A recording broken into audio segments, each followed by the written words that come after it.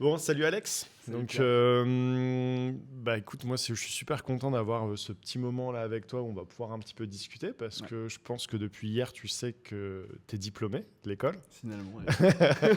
Donc, tu as fait 5 ans ici à l'école, Ouais, 5 années complètes. Tu as vu énormément de choses, tu as appris énormément de choses. Tu nous as ouais. appris aussi beaucoup de choses, même sur le métier, parce que c'était un vrai échange. Euh, Comment tu as vécu tes 5 ans? Alors les 5 ans à Rubica, elles sont quand même assez exceptionnelles en vrai de vrai, parce que on apprend énormément de choses à l'école, on se fait des potes incroyables aussi, c'est Ouais, une vraie équipe. Et aussi il y a les stages qui nous renforcent aussi beaucoup personnellement. Donc en vrai, les 5 années elles sont fabuleuses et vraiment ça commence graduellement, c'est-à-dire que les premières années on apprend tous à découvrir le métier du design. Et après, on commence à faire nos propres choix, notre propre spécialité, et on augmente en skill et c'est incroyable. ok. Et du coup, toi, tu as fait quoi avant d'arriver à l'école? Alors avant d'arriver à l'école, j'ai fait un bac S, Ouais, donc scientifique. Il n'y avait rien à voir avec le design du tout. J'étais très matheux et j'ai décidé d'aller à l'école, donc faire du design. Et la numérique, c'était quelque chose qui collait avec un peu mon passé en mode les maths, etc. Et c'était un peu plus geek, t'étais vraiment avec ton ordi, un tu peu faisais plus tes trucs. carré Un aussi, peu plus peut-être. Ouais. carré, Hmm. voilà, c'était un peu plus cerné sur ce que j'aimais faire avant et en même temps intégrer le design. Ok, c'est intéressant ça parce que donc au lycée, tu n'avais aucun souci, je veux dire, ça allait ou alors tu as vraiment passé une barrière quand tu es arrivé ici à l'école? Non, en vrai, l'école c'est totalement autre chose. Moi, j'avais pas de soucis au lycée niveau Hmm. école, etc. Mais vraiment, tu repars un peu à zéro malgré tout et Ouais. tu repars de ton apprentissage de A à Z. C'est-à-dire que le design, j'y connaissais rien, ils t'apprennent toutes les bases de A à Z. Hmm. Et vraiment, c'était un gros step pour moi de tout reprendre à zéro. En vrai. Ok, ouais, donc ouais, le changement, c'est ça, entre les cours qu'on a Ouais, d'habitude et puis ouais, là, d'un ouais, seul coup, tu es un peu lancé dans le grand bain exactement. en disant, bah voilà, tu as une demi-journée, Ouais, tu dois faire quelque chose dans ta demi-journée, quoi. C'est plus, exactement. ouais, Ouais, c'est ça. ok. Et du coup, donc toi, tu es arrivé à l'école. T'arrives, tout ça, tu découvres justement ce qu'on fait ici. Ça a été quoi le truc le plus compliqué pour toi quand t'es arrivé? Je pense le plus compliqué pour moi, c'était de m'adapter au nouvel apprentissage. En vrai de vrai, c'était d'essayer de trouver ma place, entre guillemets, qui j'étais moi Ouais, en tant que designer. Parce que c'est vrai qu'au début, on se compare un peu à tout le monde. ouais, Et au final, tu dois te trouver toi. Et ça, c'était le plus compliqué en vrai. ouais. Trouver sa personnalité, ce que j'aimais faire. Ok. Moi, je me souviens, hein, tu étais à l'école dans les premières années et même jusque là, les dernières années.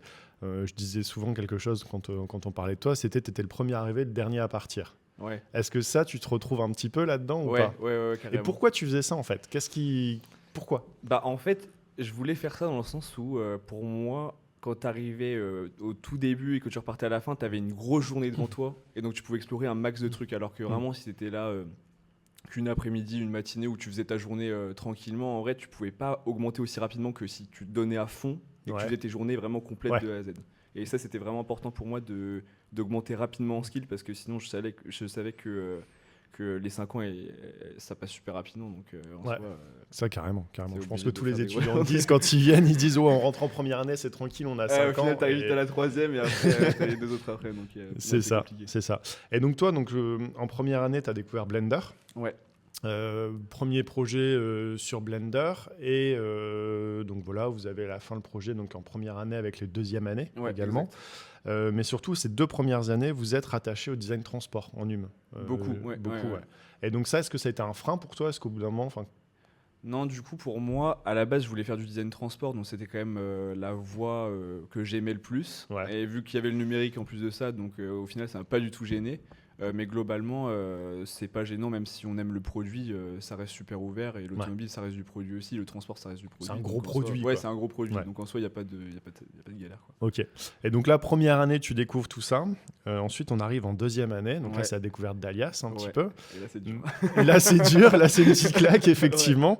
Et surtout, en fait, en deuxième année, tu as fait un projet. Donc, c'était l'Opel Simon. ouais, ouais. Avec Simon, Avec justement. Simon. Ça Ouais. vient de là, le nom? Exactement, Ok. exactement. Et en fait, tu nous as montré un nouveau. Donc, c'est là où je parlais d'échange. Mm. C'est qu'en fait, toi, tu avais développé des compétences, un process en fait, sur Blender pour Ouais, obtenir ce qu'on appelle des surfaces classe A, ouais, mais sur Blender. ouais. Comment ça t'est venu, en fait, ce truc-là? En fait, ce truc-là, il est simple, c'est que j'avais commencé des premières modélisations sur Blender, et à chaque fois, quand il y avait des panel gaps ou voilà, des trous dans la carrosserie, etc., ça créait des problèmes de surface. En Ouais. polygonal, c'est super fréquent. Et je voulais absolument avoir des belles surfaces. Le mec est matrixé, quoi. J'étais vraiment carré, je voulais un truc super clean. Du coup, j'ai fait un peu mes petites recherches. Et je suis tombé sur un process qui était assez intéressant sur Internet, Ouais. qui m'a expliqué un peu comment je pouvais avoir ce process de surface type Mhm. classe A en polygonal. Et ça m'a justement aidé sur l'Opel Simon à faire un projet qui avait des belles surfaces en polygonal. Du coup. Ouais, je m'en souviens bien de ce jury. Ce jury-là, on s'en souvient bien. On s'est dit que vous aviez vraiment poussé les choses très loin. Ouais. Et au final, est-ce que tu te rends compte que maintenant, justement, ce que tu avais fait à l'époque, c'est utilisé maintenant un peu partout?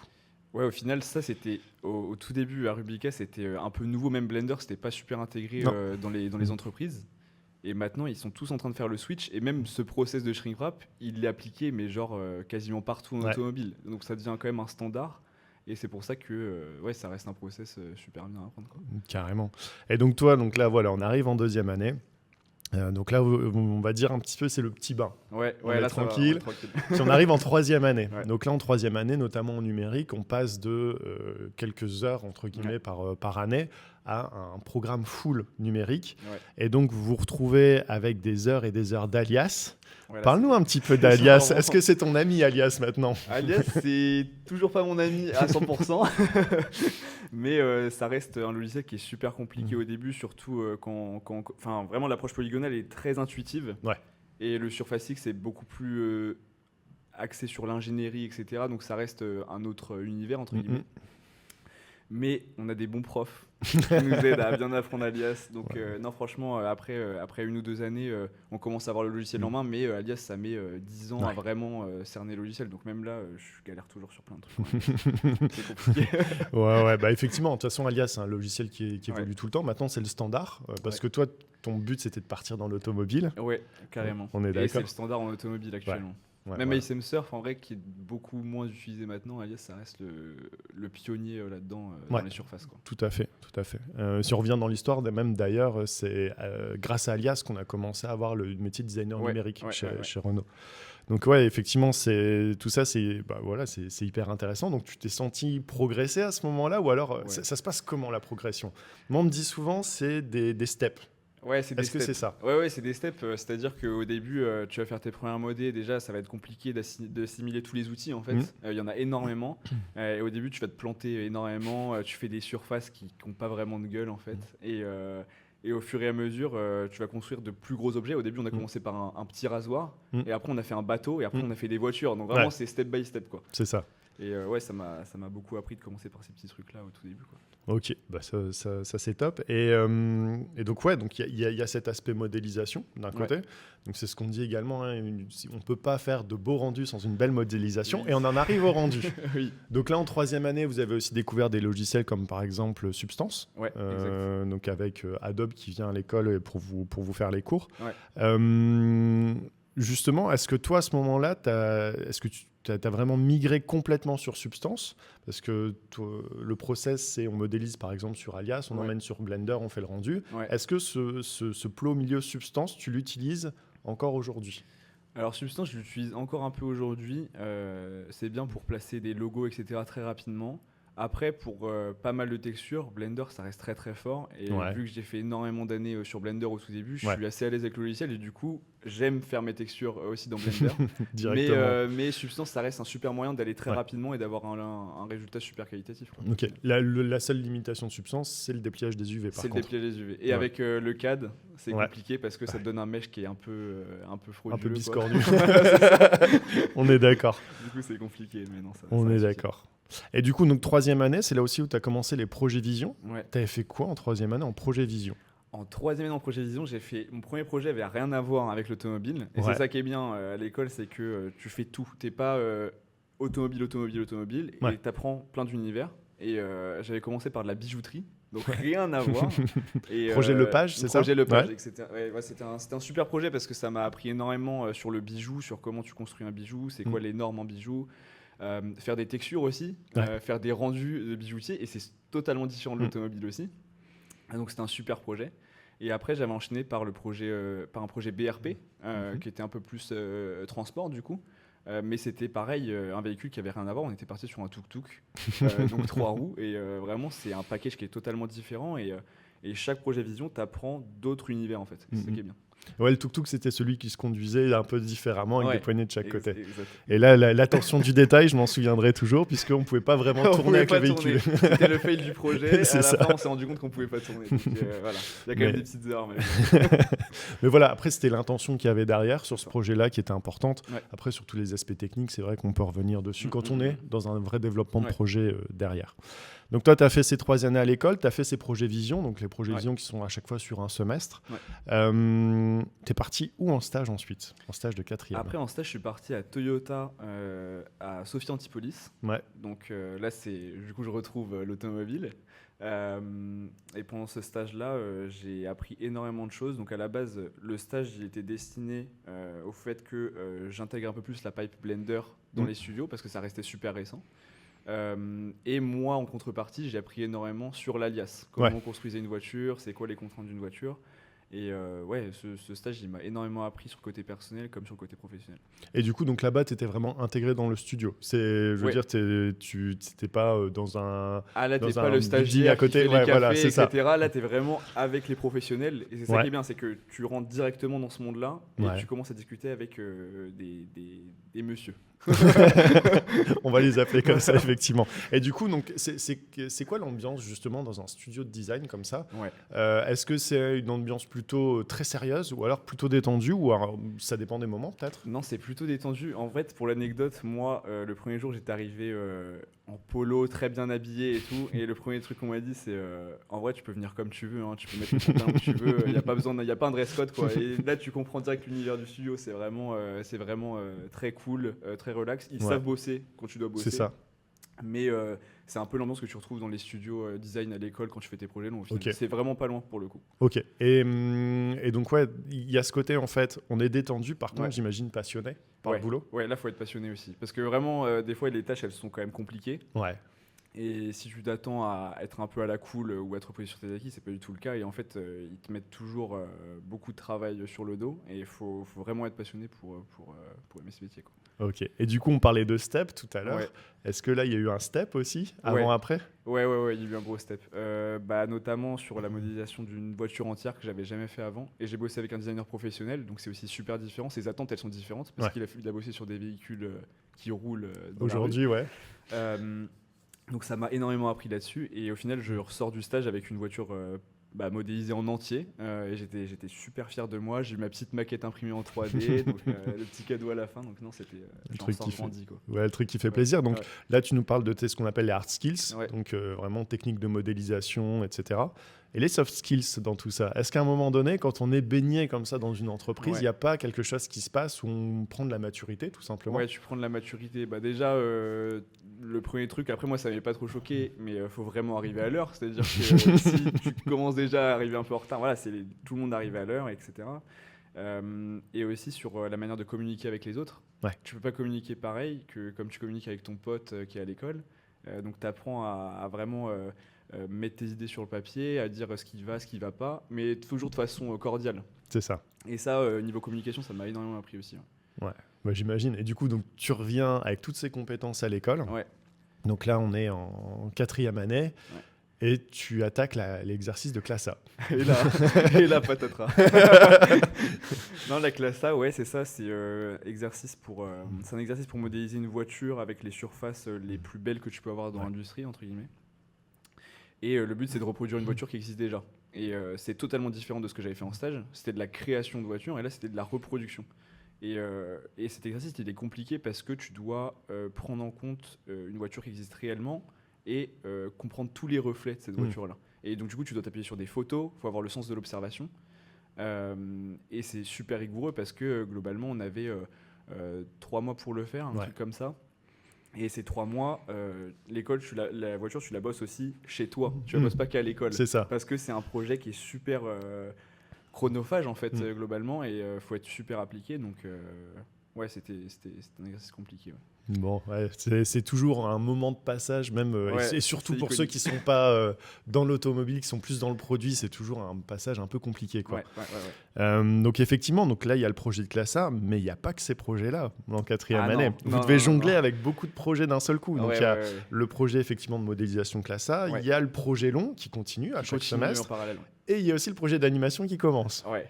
Et donc, on va revenir d'abord sur le projet Vision. Tu avais quel projet à ce moment-là, toi? Moi, j'avais le projet Apple Car à ce moment-là. Non, c'était pas l'Apple Car. C'était pas le Non, projet non. Apple Car. C'était un projet avant, c'était... Oh, t'as oublié un projet? J'ai oublié un projet. Attends, qu'est-ce que j'avais avant l'Apple Car? Il y a un projet que j'ai zappé là. Bah ouais, c'est pas grave. Ah, projet Cousin Paris. Ah oui, exact. Tu l'avais oublié aussi. Donc là, c'était un projet mobilier. C'était Ouais. encore différent. Mais pareil, j'aimais bien explorer autre chose. Donc du coup, j'ai choisi ce projet-là aussi. Ouais, ce projet-là, c'était plus sur du soft, Ouais. faire des coussins, etc. Je faisais pas beaucoup de soft, c'était beaucoup de hard surface. Mm. Et là, ça m'apprend aussi à jongler là-dessus sur comment tu dois faire des coussins, les coutures, les textures, les fabriques, etc.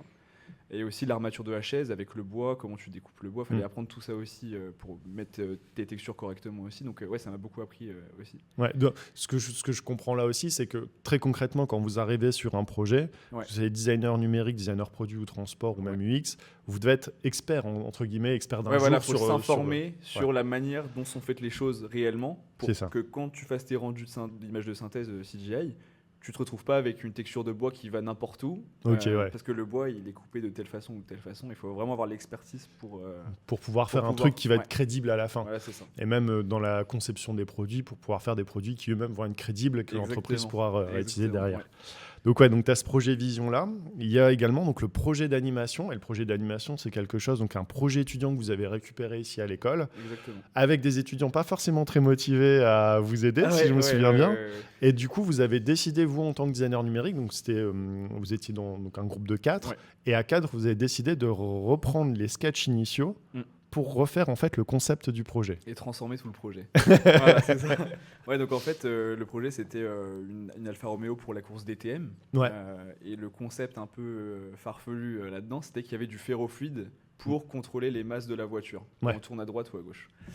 Mais le design était, comme tu as dit, pas forcément abouti. Et donc nous, on s'est dit, bon allez, on a un projet d'animation, on va essayer de tout reprendre à zéro et de faire un truc crédible. Du coup, on a redesigné toute la voiture, on a fait des choses qui étaient cohérentes, même en termes de volume de ferrofluide, si ça balançait bien, etc. Et du coup, Elliot et Simon, donc, qui étaient avec moi dans le projet, étaient chargés justement de faire tout ce redesign, le côté mécanique. Est-ce que tout est crédible? Voilà, à l'image, est-ce que ça ressemble à une voiture qui peut exister, quoi. Et avec ça, nous, on était plus axés sur le côté scénario de l'animation, donc expliquer comment le véhicule fonctionne, expliquer l'interaction du ferrofluide aussi dans la voiture. Et aussi, on était en charge de faire les environnements, le lighting dans la scène, et ça, c'est aussi des choses très spécifiques. Et même quand on regarde des studios d'animation qui existent comme Fortiche, etc., ils sont très scindés dans... Il y a un gars qui fait le lighting, il y a un gars qui fait le scénario, etc. Les textures, tout ça. Voilà. Et il fallait qu'on géré, scinde le travail pour avoir un résultat commun qui était cool à la fin, quoi. qui fonctionne bien. Donc ouais, vous avez vraiment fonctionné comme un groupe, chacun avec sa tâche, pour Ouais. au final avoir un résultat final. Ouais. Et vous avez été là-dedans aidé pour ce projet-là par Pierre-Guillaume aussi. Exactement. Pierre-Guillaume Mongin. Voilà, notre Alors- trois favoris. Il faut pas trop lui dire. Mais effectivement, vous êtes entouré de personnes à chaque fois que vous faites un projet. Et donc ce projet-là, effectivement, l'outcome est plutôt sympa Ouais, à la c'était fin. cool. Enfin, je pense que vous pouvez dire que vous franchement, on êtes s'était fiers. bien marré, et franchement, on a eu un beau résultat. aussi. Et ce qui était super intéressant aussi, c'était le process que vous avez mis en place, typiquement sur le châssis. Vous aviez fait un châssis que vous vouliez imprimer en 3D. Ouais. Et donc au début, vous avez essayé avec des modifiers, ça fonctionnait Ouais, pas. Et ouais, du coup, c'était Simon a dû compliqué. tout modéliser à la main, quoi. Simon a dû tout modéliser à la main et franchement, il s'est pris pas mal d'heures de travail. Sur la tête. Pas mal d'heures, ouais, c'est clair. Non, et puis même pendant le projet, ce qui était intéressant, c'était que malgré tout, malgré qu'on soit super potes, il y avait quand même des embrouilles Ouais, en interne, mais on arrivait quand même à tous se comprendre parce qu'on avait aussi travaillé ce côté soft skill de communication. Il faut pas que ça reste personnel, quoi. c'est ça. C'est en gros, on s'embrouille, Ouais. puis Et après on revient, voilà. et puis on discute. Voilà, non, on revient, on discute calmement et puis le projet repart bien, quoi. C'est ça, Ouais. comme dans n'importe quelle entreprise, quoi. Exactement. Et donc effectivement, donc là on est 4e année, on va passer en 5e année maintenant. Dernier projet, Dernier projet. l'Apple Car. L'Apple Car. Ouais, voilà, l'Apple Car, c'était un projet dont le but c'était de d'imaginer quel pourrait être l'Apple Car qui allait sortir, parce qu'à ce moment-là, Apple, ils étaient sur l'Apple Car. Mais, bon, ça a été cancel, mais... et ce projet, du coup, c'était un peu nouveau pour moi parce que je devais manager un digital designer. Donc De troisième année. De troisième année. Donc j'avais Aimé Gérard qui était avec moi. Et on s'était un peu split. Lui, il était chargé de l'intérieur. Moi, j'étais chargé de l'extérieur. Et le but, c'était de collaborer ensemble pour que le package marche et qu'on arrive à imbriquer tous nos éléments ensemble et d'avoir une caisse qui soit crédible à la fin. Dans l'esprit d'Apple, en plus. Dans l'esprit d'Apple. Donc intégrer le design, etc. Donc collaborer toujours avec les designers qui viennent te faire des feedbacks, etc. Et donc vous étiez combien sur ce projet-là ? Sur ce projet, on était 5, il me semble. 5 personnes, donc c'est ça, 3 designers de numérique. Ok. Et effectivement, à la fin, vous avez un résultat qui est plutôt convaincant, c'est-à-dire qu'on a vraiment l'impression que c'est une Apple Car. Avec justement des petits détails techniques de ci de là qui font que le truc paraît réel, quoi, à la fin. C'est vraiment travailler le détail vraiment sur la rainure, sur les coupes, est-ce que ça va bien rendre, etc. Et vraiment tout travailler, que ce soit le clignotant qui va avoir la belle rondeur, etc. Et Apple, ils sont très minutieux là-dedans, donc il fallait qu'on se donne pour avoir un résultat comme ils pourraient faire, quoi. Tout à fait. Et donc là, toi, tu avais d'ailleurs, en parlant d'Apple, tu avais passé les entretiens chez Apple. J'ai fait un entretien avec Apple, du coup. Et je crois que tu étais pris d'ailleurs chez Apple. J'ai été pris. Mais on reviendra dessus après. Mais effectivement, tu as choisi d'aller ailleurs après tes études. Mais effectivement, c'était. Est-ce que c'est ce projet-là qui t'avait montré ce projet, titillé là, enfin qui t'avait donné envie d'aller chez Apple, ou alors est-ce que tu l'avais déjà auparavant cette envie d'aller chez Apple ? Je pense que c'était aussi une envie d'auparavant dans le sens où on connaît en backstage un peu c'est quoi les exigences de cette entreprise-là, surtout en digital design. Et on est ultra intrigué de savoir un peu toutes les techniques. C'est un peu les techniques secrètes de là-bas. Tu as envie d'aller là-bas pour connaître toutes ces techniques-là. La recette de la potion magique.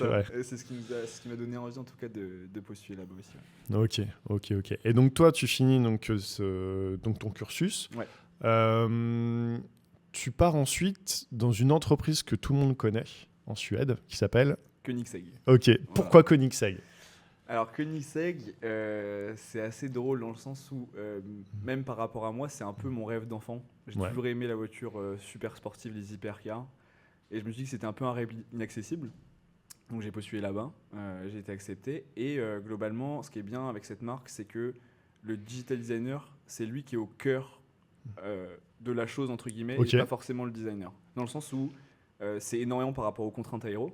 Donc c'est le digital designer qui va vraiment prendre en compte ce que veut le designer. On inverse en fait de ce qui se passe d'habitude. Les rôles, exactement. Et donc du coup là tu as une importance un peu plus majeure parce que les simulations, tu peux pas faire n'importe quoi.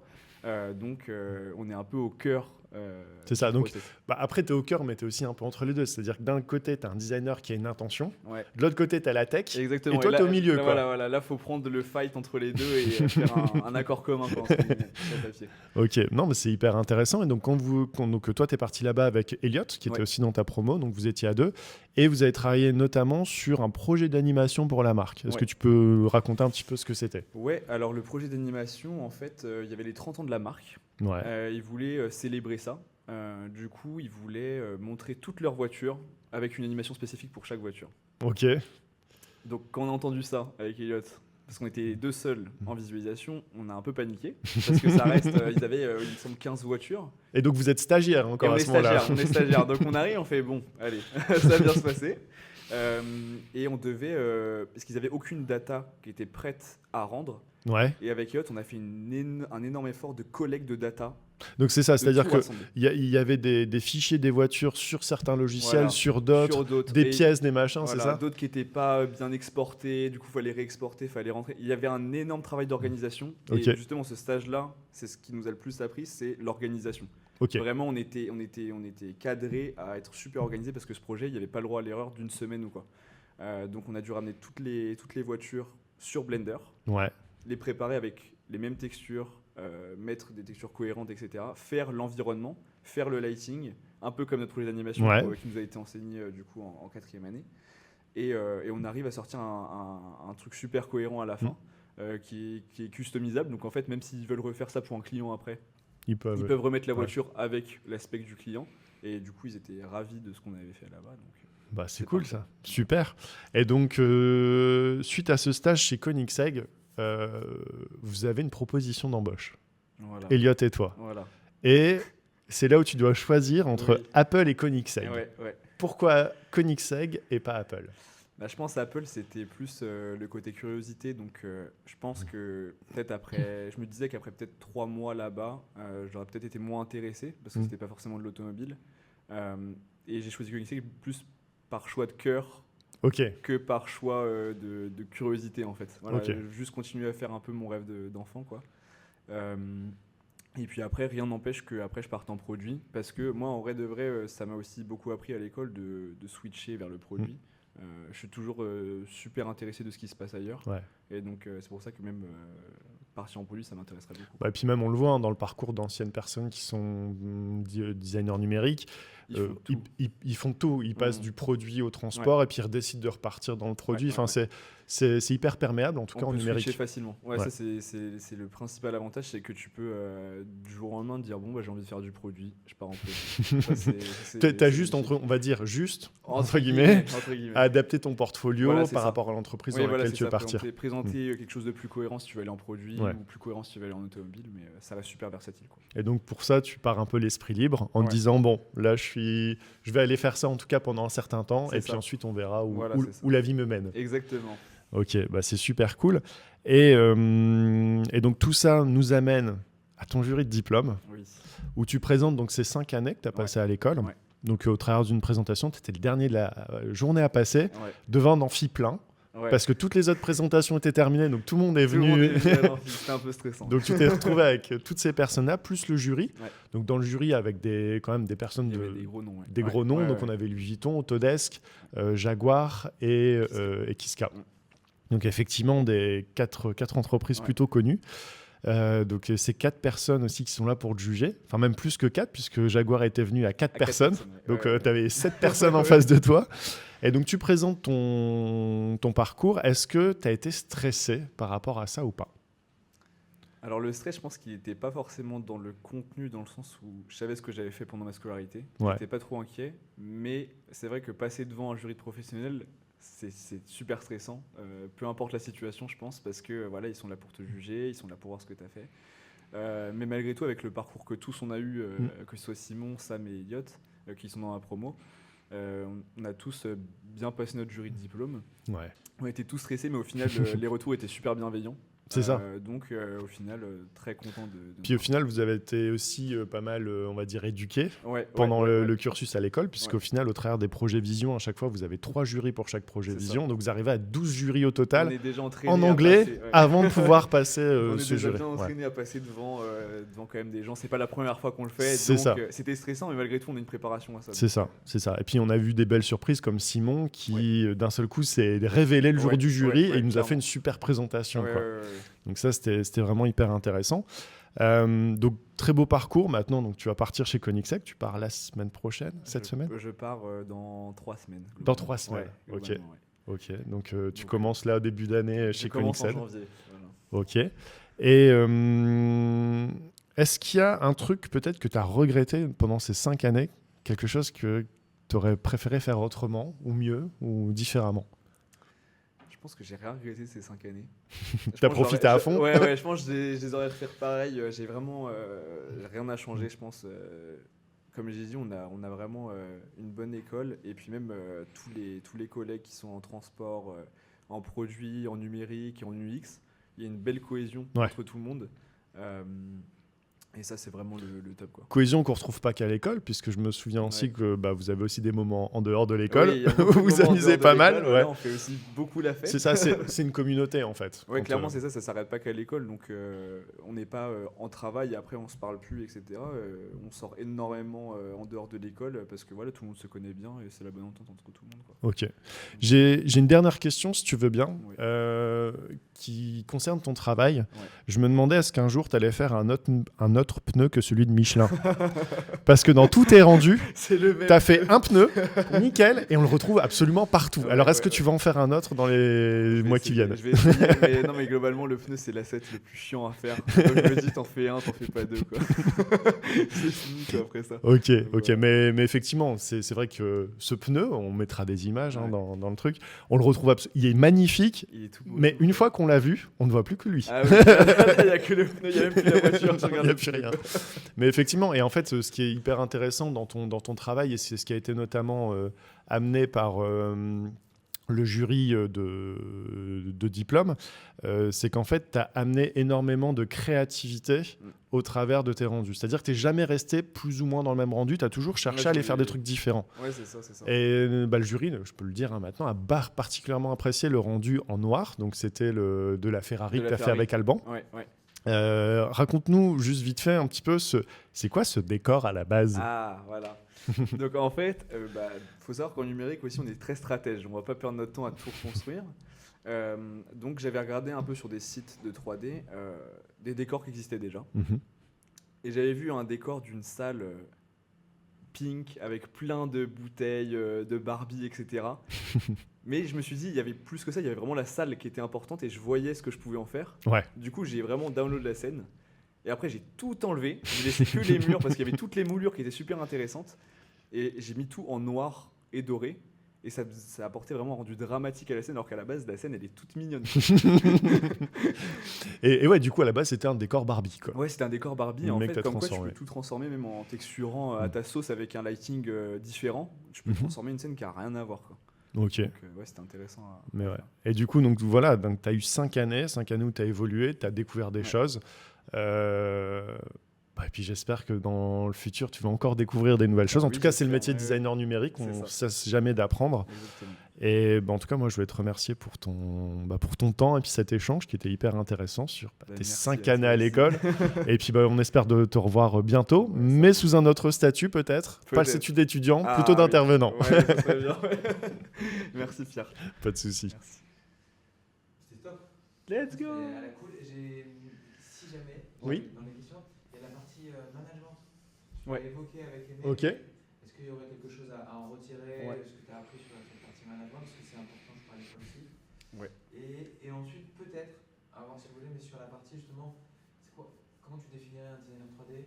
Tu l'as évoqué aussi, donc à voir si vous voulez pas, mais la relation entre designer 3D et Ouais, qu'on les pourra autres, recaler autres, au moment ok. où on Ou parle Apple, de etc., Koenigsegg. Ah, ok. Et quelle question tu conseilles, enfin, quelle question tu donnerais à un jeune justement qui voudrait se dire tiens, est-ce que c'est fait pour moi Ouais, comme pour la conclusion, tu vois. Ça peut Ok. être- On commence par ça peut-être? Tu veux commencer par la conclusion? Ouais, un ouais, peu ouais.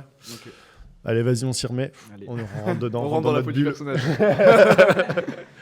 Et ok, donc là, toi, tu as fait tes 5 années à l'école, donc tu savais pourquoi tu venais à l'école.